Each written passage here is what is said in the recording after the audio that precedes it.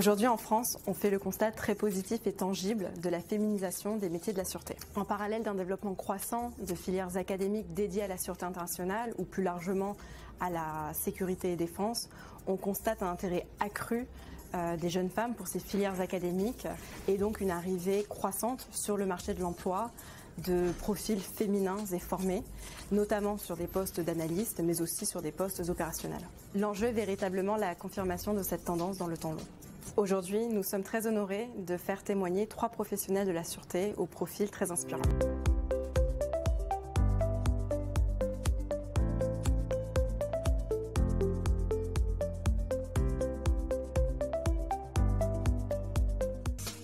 Bonjour, je suis Anne Picot-Périac, directrice sûreté du groupe Atos, ESN présente dans 71 pays. J'ai en charge la protection des 110 000 collaborateurs du groupe, où qu'ils soient, la protection des bâtiments, la gestion des incidents, des crises, ainsi que la continuité d'activité du groupe. Bonjour, je suis Susan Hayden-Goé, je suis directrice adjointe Sûreté et Résilience chez PwC France et Maghreb. Je suis responsable du pôle Sûreté et Résilience et nos missions sont la protection des personnes et des biens, les lieux de travail, donc les sûretés des voyageurs, tout ce qui concerne l'analyse environnementale, géopolitique, tout ce qui est analyse de risque et la partie résilience, tout ce qui concerne le plan de continuité d'activité pour la firme. Bonjour, je suis Isabelle Claes, je suis dans le milieu de la sûreté depuis 20 ans et je suis actuellement responsable sûreté et gestion de crise dans le groupe Aegis. Mon périmètre couvre la protection des collaborateurs, un peu plus précisément la sûreté des voyageurs et des expatriés, mais également la sûreté des sites et la gestion de crise.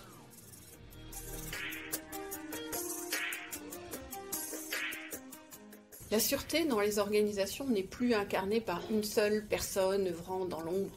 C'est une équipe composée de profils et d'expériences variées qui œuvrent pour collecter des informations, analyser les risques, mesurer les impacts potentiels sur leur organisation afin de proposer des contre-mesures pertinentes et innovantes. C'est un véritable partenaire du business et du comité exécutif.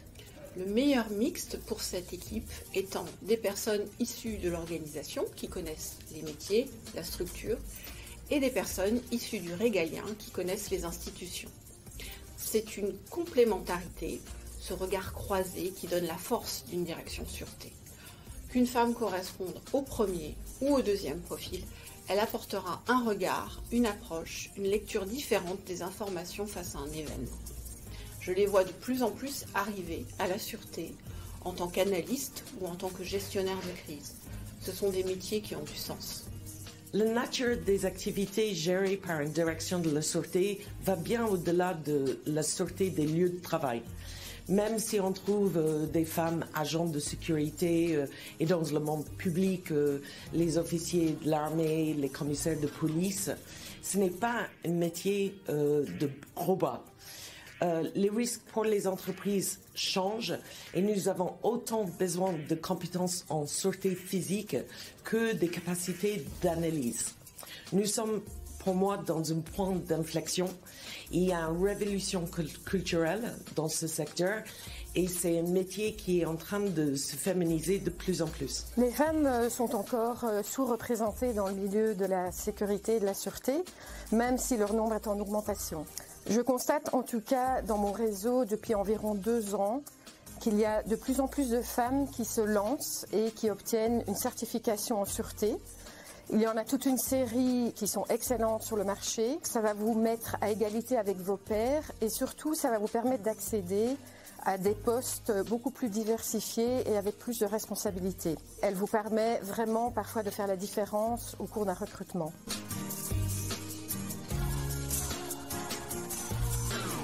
La sûreté n'a pas de prix, mais elle a un coût. Convaincre est le principal défi pour défendre une stratégie, des budgets, une équipe, des moyens. Il faut lutter contre le syndrome de l'imposteur qui paralyse souvent les femmes. Il faut présenter coûte que coûte ses arguments avec conviction sans perdre son identité. Malheureusement, il y a encore certaines personnes qui ont des a priori quand ils voient arriver une femme dans le milieu de la sûreté. Donc en tant que femme, je dirais que nous avons beaucoup plus à prouver que nos homologues masculins pour être prises au sérieux et pour pouvoir montrer nos capacités professionnelles. Personnellement, dans ma carrière jusqu'à aujourd'hui, j'ai vraiment été accompagnée, j'ai travaillé avec des collègues et des clients bienveillants dans la majorité des cas, mais je me souviens bien de 2 occasions où j'ai vraiment dû prouver que j'avais les capacités pour faire la mission qui m'était confiée. J'y suis parvenue et à la fin, les personnes qui ont mis en doute ma capacité et ma crédibilité sont venues me féliciter pour le travail accompli. Je pense que c'est la perception, les stéréotypes, le regard des autres. Pas seulement celle des hommes, mais des femmes aussi. Qu'une femme ne peut pas faire un métier d'homme, que nous ne sommes pas faits physiquement ou mentalement pour faire face à des risques de malveillance ou des actes de malveillance.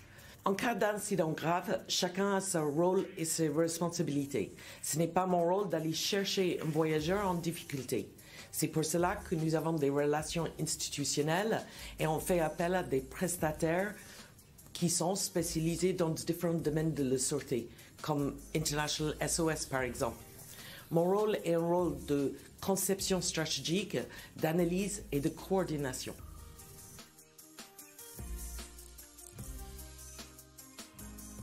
Osez.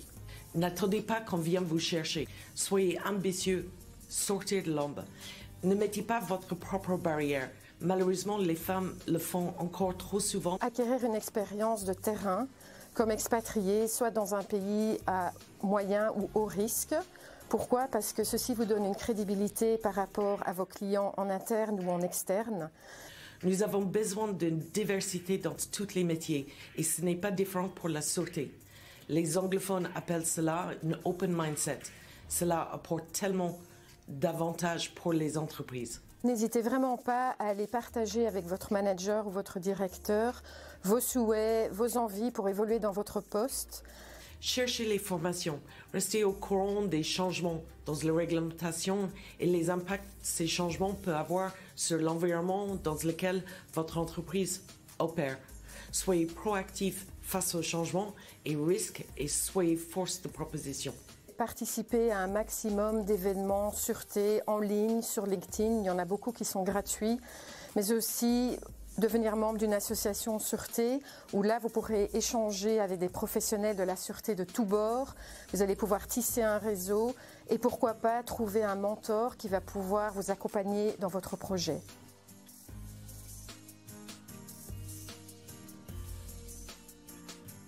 Pour attirer les femmes vers ce secteur, il faut que les femmes osent elles-mêmes choisir cette voie. Des diverses formations en sécurité et sûreté sont ouvertes à tous, mais encore trop de jeunes femmes osent postuler pour ce métier ou osent faire ce type de formation.